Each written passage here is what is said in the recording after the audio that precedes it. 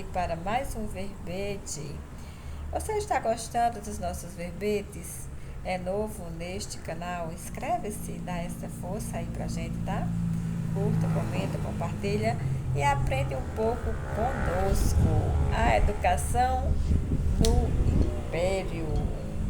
Gente, a proclamação da independência em 7 de setembro de 1822 pouco alterou a precária situação da educação brasileira. Esta é uma triste notícia, mas vamos entender por que ela pouco alterou, né, esta realidade aí, tá? Para que a gente não fique achando, não, poderia ter sido diferente. Não. Nosso papel aqui é a gente pensar, tá? Em entender o que realmente aconteceu. Durante o primeiro reinado, poucas foram as mudanças e no segundo reinado, né, nada de significativo aconteceu. Então vamos pensar na educação. O primeiro reinado.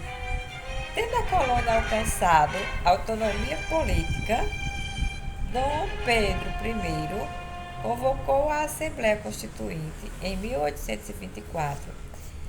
Promulgou a primeira Constituição brasileira, a qual seguiu os moldes das Constituições francesas de 1791 e espanhola de 1812.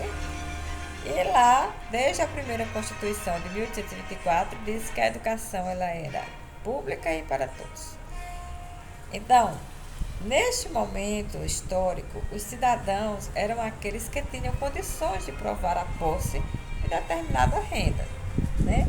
Embora a Carta Magna de 1824 pregasse o princípio da liberdade de ensino sem restrições e a intenção de instrução primária gratuita a todos os cidadãos, seus termos eram vagos e não havia propostas concretas para estruturar uma política nacional de educação que fosse capaz de promover melhorias no ensino.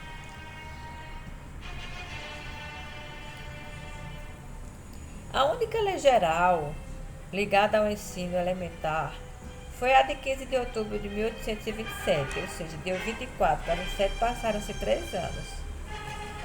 Que essa data ainda hoje é comemorada como o Dia do Professor. Essa lei geral vigorou de 1827 a 1946, tá? Que o texto legislativo impunha limites à organização educacional no Brasil. A ideia da educação como dever do Estado, a necessidade de criação de escolas de primeiras letras por todo o território nacional e a instituição da escola primária também para as mulheres, com o ensino de prendas e da economia doméstica, bem como das 4 operações. É fácil deduzir que em um país cuja maior parte da população era constituída de escravos, a educação era privilégio dos filhos de homens livres e, além de tudo, era restrita aos meninos. A maioria das mulheres era analfabeta. Mais preocupado com as questões econômicas vivenciadas pelo país à época, o governo adiou a implantação, né, de um projeto de organização escolar. Além disso, eram poucos os professores das escolas de primeiras letras e a maioria tinha pouco preparo e não contava com qualquer tipo de suporte por parte do poder público. Isso gerava a falta de interesse pela carreira em si e também pelo aperfeiçoamento ou pela formação. A classe econômica mais favorecida e os políticos da época estavam mais interessados nos cursos superiores, pois eram estes que formariam a futura elite dirigente do país. Então, mediante a falta de recursos do governo para fazer cumprir o que rezava a Constituição de 1824, instrução primária gratuita para todos os súditos do imperador, novas leis ofereceram total liberdade para o estabelecimento de escolas particulares em todo o Brasil. Na verdade, o governo estimulava a iniciativa privada para preencher o vácuo deixado pelo Estado. Tal medida, no entanto, além de seu caráter elitista, não resolveu o problema, uma vez que, mais preocupadas com os lucros, as escolas particulares não garantiam um ensino de qualidade. Salários mais altos da rede privada e pública estava sendo colocado aqui nas mãos da elite, que podiam deixar de enviar seus filhos para estudar na Europa. A despeito dessa melhoria, as classes mais abastadas reivindicavam um maior número de instituições de ensino de nível superior, deixando de fora a instituição de nível das primeiras letras. O segundo reinado de Dom Pedro II, que com 15 anos de idade assume o trono e é denominado como em 1840 como o fim do período regencial, ele tem aí a infância e a parte da adolescência em meio a livros e estudos, e onde o príncipe regente manteve a paixão ao se tornar imperador pela leitura e pelos estudos.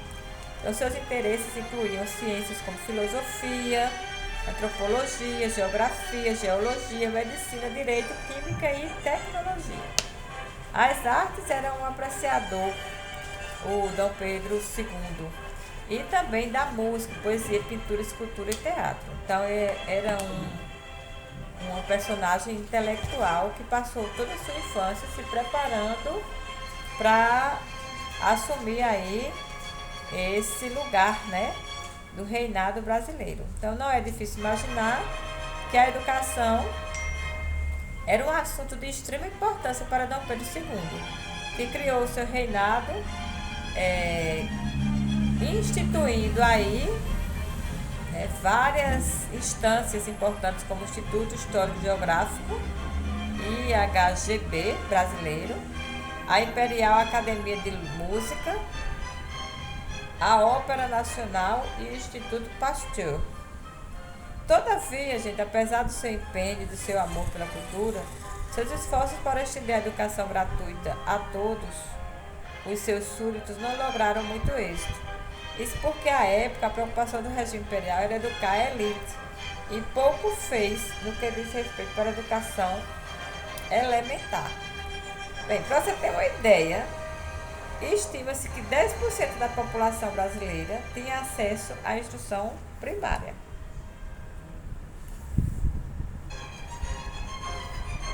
Em 1854, foi estabelecido o regulamento de instrução pública primária e secundária no município da Corte.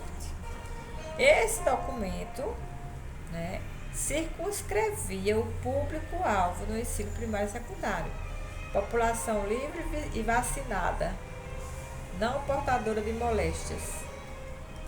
Em 1859, o imperador promoveu uma ampla reforma do ensino básico, alterando sua estrutura e os conteúdos pedagógicos, sob a nova denominação de ensino primário e com duração variável por volta de 4 anos.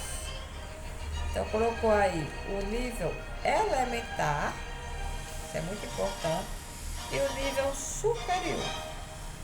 Foi em 1882 que Rui Barbosa, então relator da Comissão de Instrução Pública na Câmara dos Deputados, que Rui Barbosa elaborou uma proposta conhecida como Pareceres, a qual versava sobre a reforma do ensino primário e várias instituições complementares da instrução pública e sobre o projeto do ensino primário. A autora segue afirmando, uma autora que nós estamos lendo chamada Alves, 2012, ela que escreveu o livro História Cotidiana da Formação Docente, Alves, tá? Esta autora,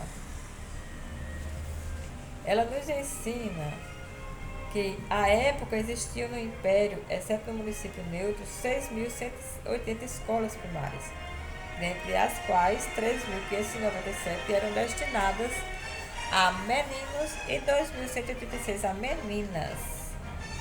Foi no ano de 1889 que houve a fatia da população em idade escolar frequentando escolas alcançando aí a marca de 12%. Bem, São Paulo, havia 274 letrados para cada 1.000 habitantes, conforme destaca o autor Marcílio, e se destaca também em toda a realidade, né, da educação. Então é isso que nós temos para hoje. Muito obrigada por ter ficado conosco até o final. E vamos lá!